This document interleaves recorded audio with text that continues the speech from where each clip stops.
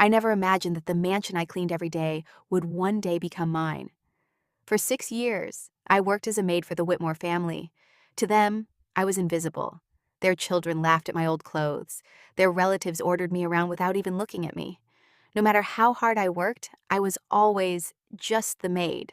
But one person was different, Mr. Whitmore. Every morning, he greeted me with a smile. He asked about my sick mother and made sure I had something to eat before I went home. One day, he found out I had dropped out of college because I couldn't afford the fees. Without telling anyone, he paid for my education. When I tried to thank him, he simply smiled and said, "Just promise me you'll never stop believing in yourself." Then everything changed. Mr. Whitmore became seriously ill. I expected his family to stay by his side. Instead, they spent their time arguing about who would inherit his mansion, his cars, and his money. Some days, they didn't even visit him.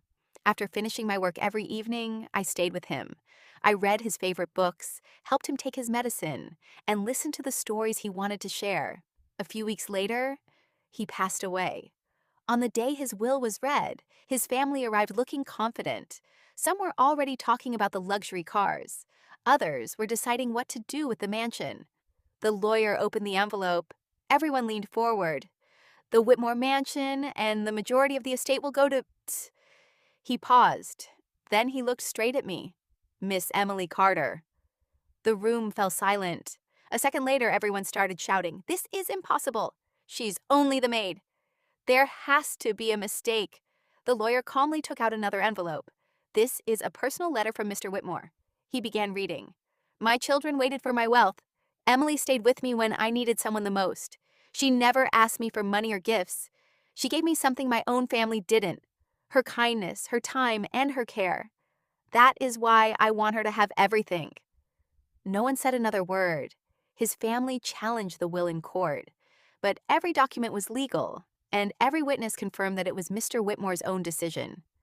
A few months later, I officially became the owner of the mansion. I could have sold it and become rich overnight. Instead, I opened its doors to people who needed hope, a shelter for struggling families, and a place where children could learn for free.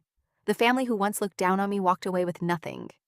Sometimes I sit on the front porch of the mansion and remember the days when I arrived through the back door as a maid. Life has a funny way of rewarding the people who do good without expecting anything in return.